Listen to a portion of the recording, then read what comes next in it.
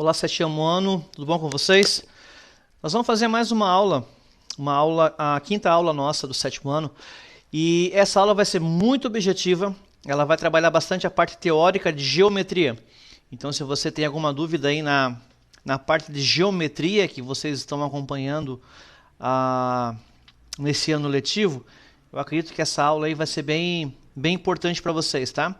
Então, a gente vai abrir nosso livro lá na página 226, onde inicia o capítulo 11.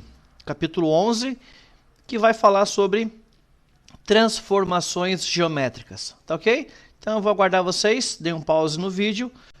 Então, como o professor já adiantou, o capítulo 11 ele é tomado de assuntos teóricos e a gente precisa conhecer essas expressões matemáticas para que a gente não tenha problema quando essas expressões, essas palavras novas aparecerem, principalmente em questões de texto, de exercícios e questões da prova, né? Então, a gente conhecendo bem esses termos, o aluno vai ficar mais seguro para conseguir ir bem na avaliação. Então, a gente vai começar agora um novo trimestre, como a gente já falou em outras aulas, né? É importante que você se dedique à realização dos exercícios e as dúvidas que vocês tiverem, manda para o professor aí, tá ok? Então, vamos continuar essa leitura. O capítulo 11 é tomado de assuntos teóricos que precisam ser explorados e jamais esquecidos. Todas as palavras que possam ser novas precisam muito bem entendidas, como, por exemplo, o que é eixo, o que é simetria, o que é axial, rotação, translação e etc. Os exercícios envolvendo questões teóricas, assim como as demais, estão corrigidas no final do livro. Então não faz sentido o professor ficar corrigindo aqui nessas aulas que são de reforço, questões que são teóricas. O aluno tem que entender essa teoria e se ainda ficar dúvida após a resolução do exercício, ele tirar essa dúvida com o professor. Não fique com dúvida. Não fique achando assim, minha pergunta é boba, é besta. Não, nenhuma pergunta é boba e nenhuma pergunta é besta na matemática. Você tem que realmente entender essa abordagem. Um assunto que é fácil para um determinado aluno pode ser difícil para outro. Então, é importante que você procure sempre o seu professor e tire essas dúvidas. Então, a gente vai usar essas aulas juntos para conhecer alguns desses conceitos que acreditamos serem mais primordiais na matemática, tá ok? Então, esse não vai servir só agora, para esse trimestre. Você até entende esses argumentos, que a gente vai ver agora em geometria, e vai servir para a sua vida escolar toda, aí, tá ok? Uma das palavras que eu sempre identifico aí, que a gente precisa revisar como aluno, é a palavra ISO. ISO. Então, se a gente olhar os dedos da mão, nenhum deles são parecidos. Todos eles têm alturas diferentes, né? Tem comprimentos diferentes. Então, se eu analisar dois dedos indicadores, eu posso aí então perceber que eles são parecidos. Tem o mesmo comprimento e um é simétrico ao outro. Ó. Então, a gente pode dizer que olhando nessa situação, os dois sendo indicadores, eu tenho algo que é ISO.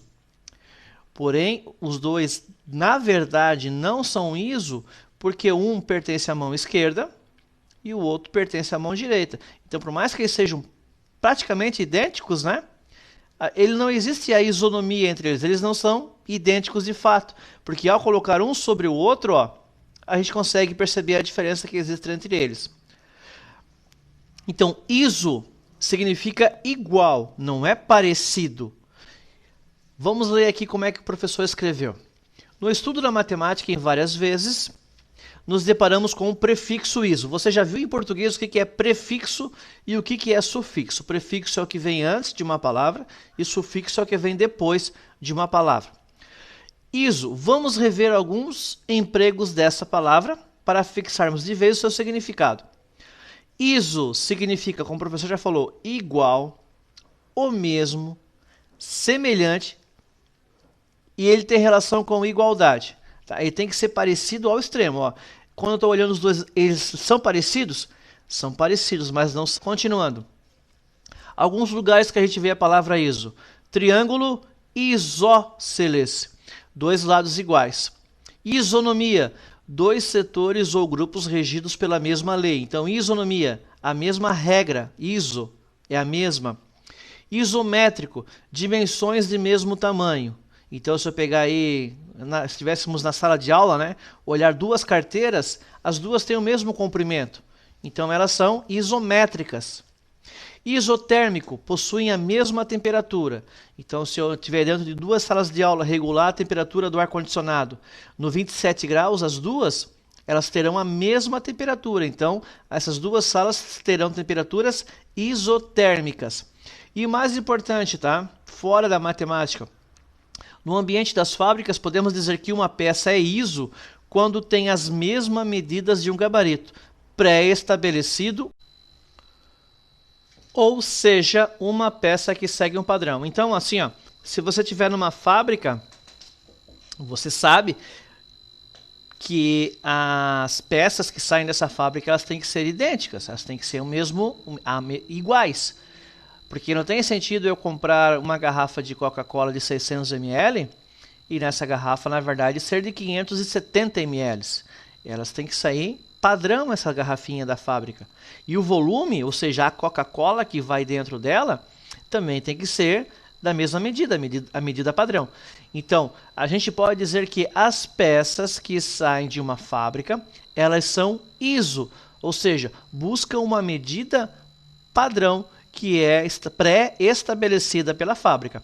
Então, existem latas de Coca-Cola de vários volumes, existe garrafa PET de Coca-Cola, tem vários volumes, mas se uma garrafa PET é 600 ml, o volume de todas as garrafas PET de 600 ml tem que ter 600 ml dentro dela.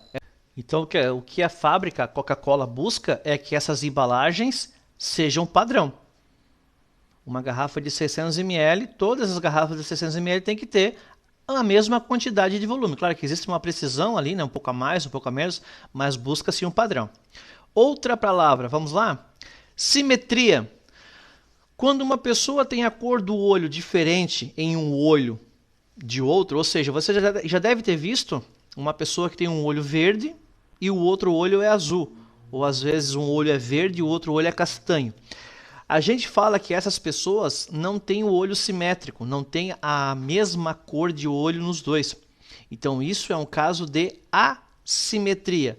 Simetria é quando os dois olhos têm a mesma cor, então é simétrico. E quando eu coloco o prefixo a na frente, eu estou negando.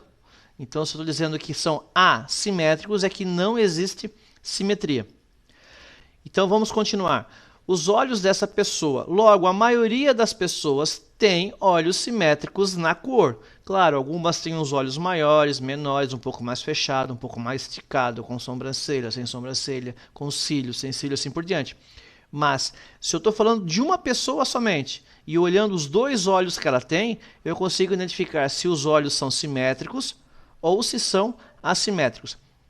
Então, a simetria na matemática você vai identificar onde? Geralmente em relações de triângulos. Então, o triângulo é simétrico. Aí você olha, percebe que aquele triângulo é bem maior do que o outro ou menor do que o outro. Mas, poxa, se são de tamanhos diferentes, como é que eles são simétricos? Muito provavelmente está falando sobre o ângulo desse triângulo. Então, é ali que eu tenho que buscar a simetria. E não no tamanho para eu poder comparar esses dois triângulos. Então, simétrico é diferente de ISO. Nesse caso aqui, ó, simetria é que tem a mesma cor de olhos, o mesmo ângulo. É uma peculiaridade que existe padrão naquilo que eu estou analisando. Esse termo é muito usado na arte, onde em vários casos o autor busca na obra uma simetria com o modelo. Então, se o pintor está analisando lá um prato cheio de uvas, e se essa uva é roxa, muito provavelmente ele vai buscar dentro da sua paleta de cores um roxo que seja muito parecido, ou seja, simétrico com o roxo daquela uva que ele está vendo. Ele não vai pintar uma uva verde. Então a simetria vem muito da arte, tá? Vem muito da arte, mas a gente usa na matemática para identificar coisas que são parecidas, peculiaridades dentro de algo que eu estou analisando. Agora que entendemos sobre simetria, vamos analisar determinadas figuras. Essas figuras devem ser imaginadas como se fossem ou cortadas, se você pegar a tesoura e cortar ela em um determinado eixo, ou então dobrada. Eu pego essa figura, nesse caso ela tem que ser uma figura plana, uma figura que eu desenho ela numa folha de papel e dobre ela em uma certa posição. Então eu posso dobrar ela nessa situação aqui, eu posso dobrar ela em outro lado, posso dobrar ela na quina, dobrar ou então fazer um corte transversal, né? Então eu estou identificando um eixo dessa peça, dessa figura, e estou fazendo esse corte imaginário, que eu chamo de eixo. Então tá aí, ó. Nós temos algumas figuras geométricas planas, você já sabe a diferença de uma figura geométrica plana e uma figura geométrica espacial. Então aqui a gente tem só figura geométrica plana. Aqui, ó, o paralelogramo. Em qualquer forma que eu fizer um corte nessa figura geométrica aqui, ó, eu não vou ter isometria. Eu não vou ter a mesma figura dos dois lados. Aqui, nesse caso, essa pontinha vai ficar mais para baixo e essa vai ficar mais para cima se eu cortar ela nesse eixo aqui. Se eu cortar ela nesse eixo aqui, ó, e dobrar uma sobre a outra, uma vai ter a inclinação para a esquerda aqui, ó. Essa aba vai ser puxada mais para a esquerda e a outra vai ser puxada mais para a direita. Agora vamos olhar aqui o retângulo. O retângulo eu posso fazer um corte nesse eixo aqui, ó, no eixo vertical, ou seja, que lembra a coluna vertical, ou então no eixo horizontal, que lembra o quê? O horizonte, a linha do horizonte. Então eu posso fazer os dois cortes aqui, ou as duas dobraduras, e eu vou ter o quê? Figura simétrica. O que eu tenho do lado esquerdo é o mesmo que eu tenho do lado direito, ou então o que eu tenho do lado de cima é o mesmo que eu tenho do lado de baixo. O quadrado, eu tenho uma outra oportunidade ainda. Você sabe a diferença do quadrado para o retângulo, né? O quadrado ele tem os 4 lados com a mesma medida. O quadrado, além de eu poder cortar ele na vertical e na horizontal, eu ainda posso cortar ele aonde? Na diagonal, tanto essa diagonal que vem de cá, ou essa diagonal que vem de cá. Então eu tenho 4 eixos de simetria. O losango, eu posso cortar ele. Eu sempre estou buscando vértice para fazer o corte, né? Eu tenho que identificar um local para fazer o corte dessa figura. Então eu encontro o vértice e é ali que eu faço a minha dobradura ou o meu corte imaginário, num eixo. Então o losango eu posso fazer na vertical e na horizontal. No trapézio, por que se eu fizer um corte aqui, ó, não vai ser uma figura simétrica nesse... Agora que entendemos sobre simetria, vamos analisar determinadas figuras. Essas figuras devem ser imaginadas como se fossem ou cortadas, se você pegar a tesoura e cortar ela em um determinado eixo, ou então dobrada. Eu pego essa figura, nesse caso ela tem que ser uma figura plana, uma figura que eu desenho ela numa folha de papel e dobre ela em uma certa posição. Então eu posso dobrar ela nessa situação aqui, eu posso dobrar ela em outro lado, posso dobrar ela na quina, dobrar ou então fazer um corte transversal, né? Então eu estou identificando um eixo dessa peça, dessa figura, e estou fazendo esse corte imaginário, que eu chamo de eixo. Então tá aí, ó. Nós temos algumas figuras geométricas planas, você já sabe a diferença de uma figura geométrica plana e uma figura geométrica espacial. Então aqui a gente tem só figura geométrica plana.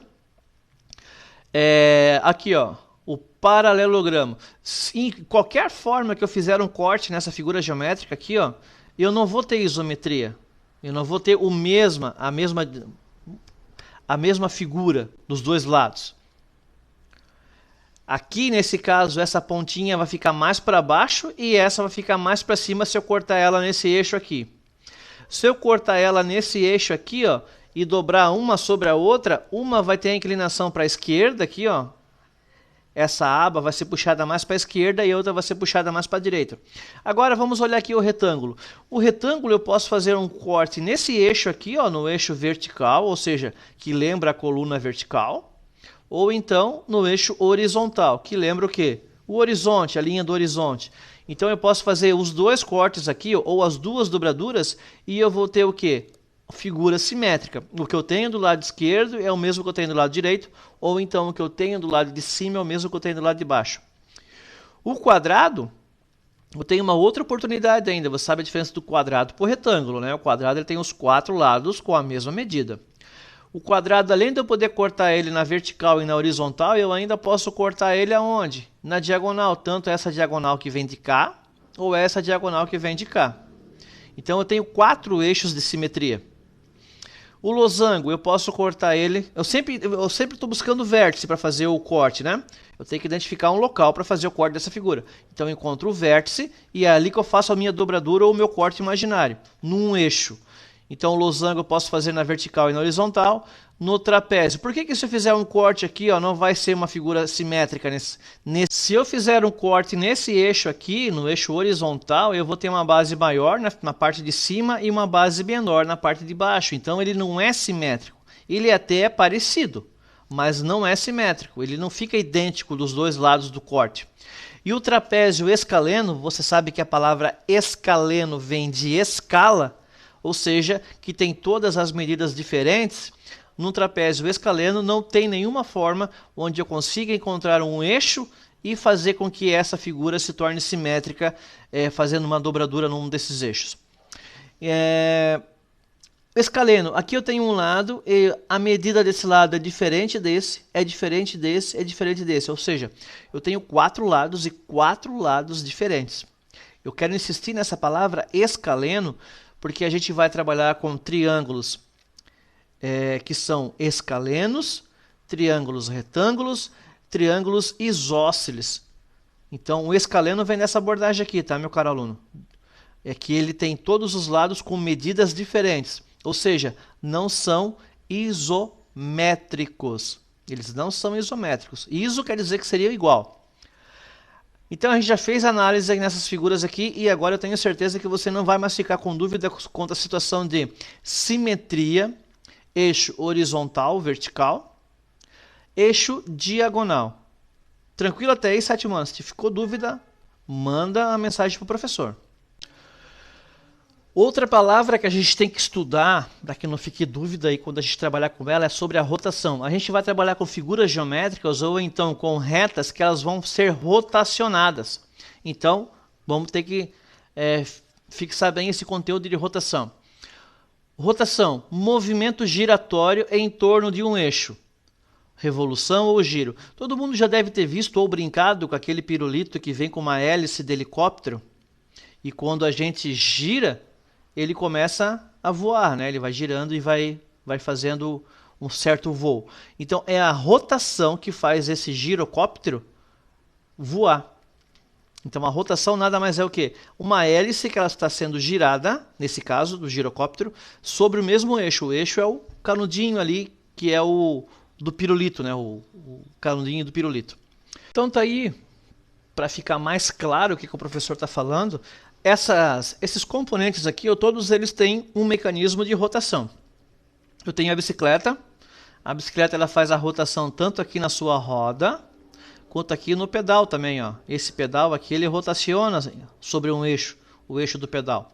E aqui, ó, o meu comando de corrente, essa engrenagem aqui, ó, conforme eu vou pedalando aqui, essa engrenagem ela também vai girando. Então ela tem aqui uma rotação, tem rotação aqui, tem rotação nessas engrenagens menores aqui, ó. E tem também na roda traseira. Pergunto para vocês, o quadro aqui da bicicleta rotaciona? Não. Ele é fixo, tanto o quadro, o selim, o guidão. O que rotaciona são essas peças móveis aqui que o professor falou. Então o motor é óbvio, né? O motor é um dos exemplos mais claros de uma rotação. Então aqui tem o eixo, aqui o mecânico coloca uma peça arredondada que é chamada de polia, e essa polia vai trabalhar a rotação que é feita pelo motor. A roda d'água, ele é um exemplo também de rotação, né? Conforme a água vai caindo sobre essa parte da roda aqui, ó, com o peso da água ela vai girando. Então, como a água que está caindo em cima dela é fixa, é constante, né? Está sempre caindo, a roda também ela está sempre girando. E aqui a gente vê um brinquedo, né? O chapéu mexicano, que tem o eixo central aqui e as crianças estão sendo rotacionadas. Sempre, né, tem que ter um eixo para que exista essa rotação. Então as crianças estão sendo giradas aqui, ó, ao redor desse próprio eixo do brinquedo. Então um dos exemplos mais tradicionais que a gente usa para falar sobre rotação é o relógio de ponteiro. Então o relógio de ponteiro, se a gente identificar, claro que a gente não tem o hábito de ver um relógio que ele gira para o outro lado. Um relógio que venha das 10 para 9 da manhã, para 8 e assim por diante. Ele sempre vai para frente, 10 horas, 11 horas, assim por diante.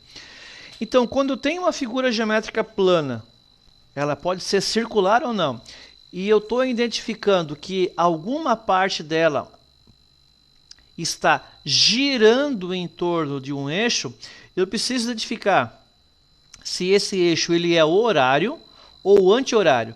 Então eu uso sempre a relação do horário e anti-horário com o próprio relógio. Então, se eu identificar que esses ponteiros estão seguindo essa direção aqui, ó, esse giro, então é claro que é o sentido horário.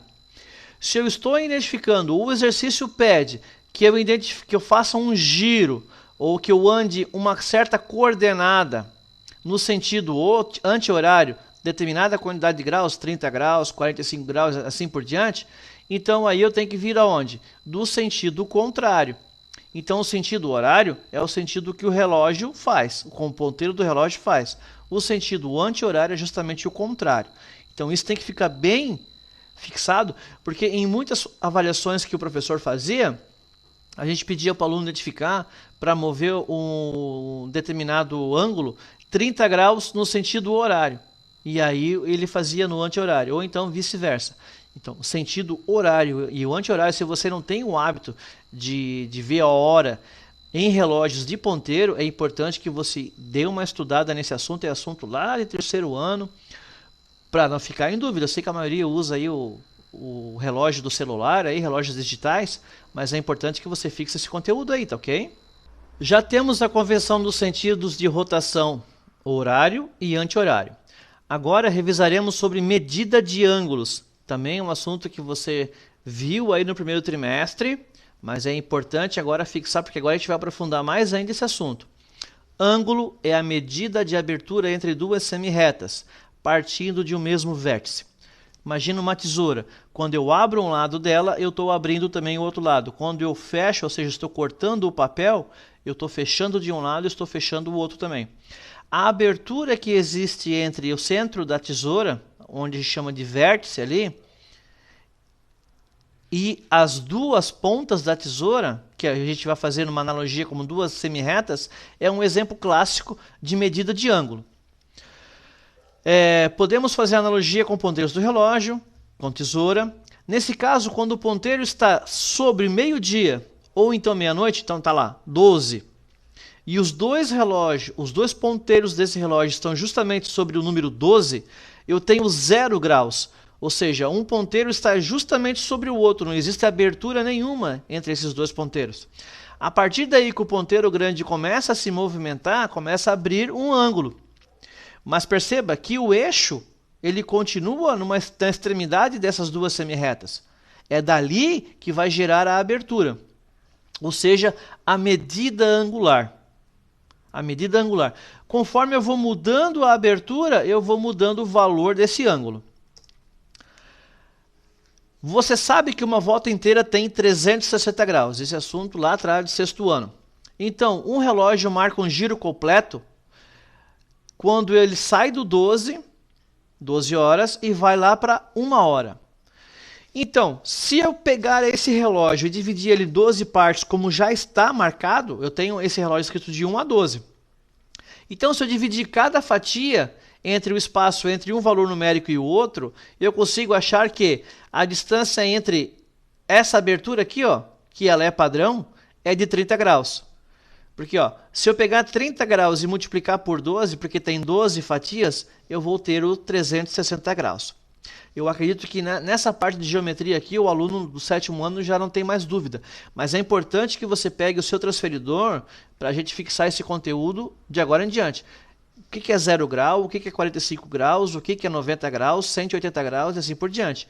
Então, se você não está trabalhando com transferidor, é importante que você tenha o transferidor e faça aí um autoestudo para identificar bem esses valores aí. Então o professor fez questão de botar aqui na observação que esse ponteiro do relógio ele está andando no sentido horário. Ele está andando no sentido horário. Ok? Então o relógio pequenininho estava aqui embaixo do 12 e ele veio, o grande deu uma volta completa e aí o ponteiro pequenininho ele andou esses 30 graus aqui. Agora é a hora de você pegar seu transferidor. Analise seu transferidor, E identifique os valores dos ângulos conforme ele é distanciado da reta fixa.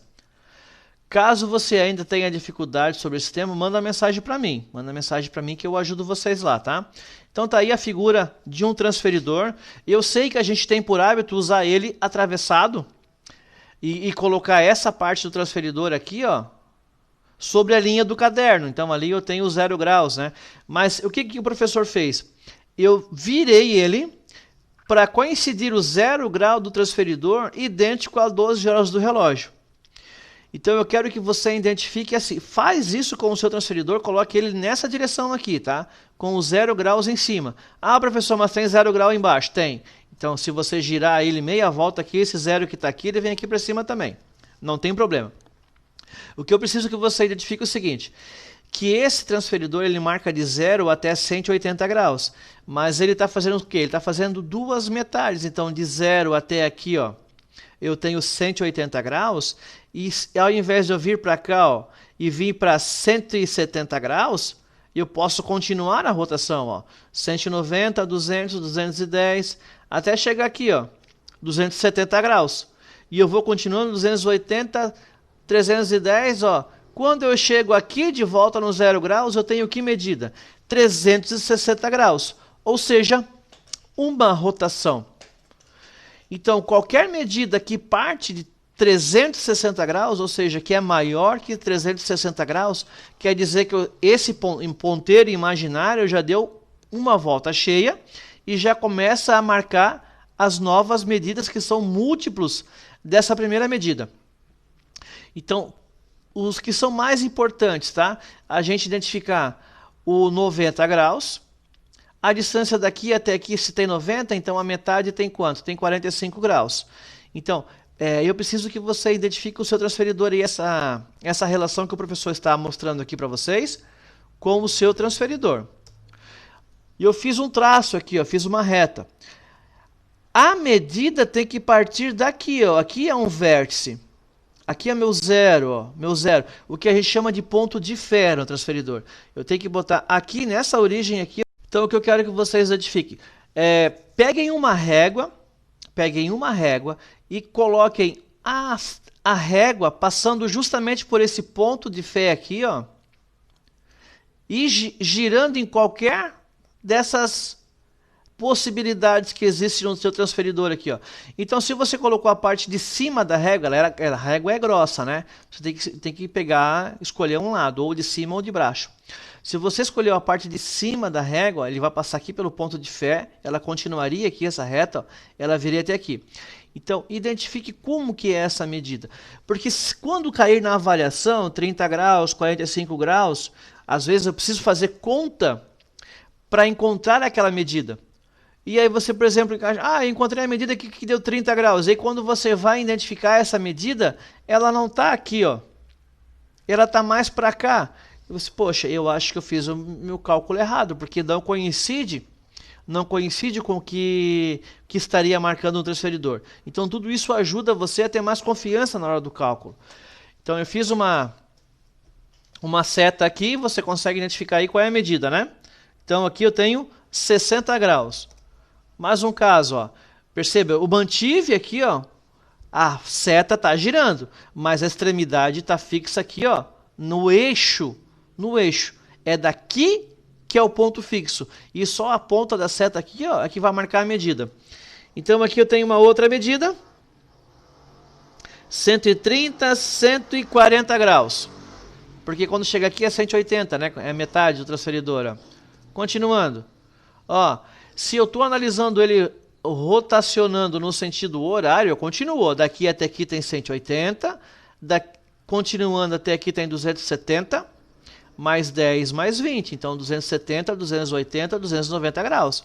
Agora, se fosse sentido anti-horário, é aí que entra o estudo do sétimo ano que você tem que tomar cuidado com essa ideia. Se for sentido horário 270, eu tenho que partir daqui, ó, e ir no sentido contrário. O 270 daria onde? Daria 360 menos o suficiente para chegar no meu 270 graus.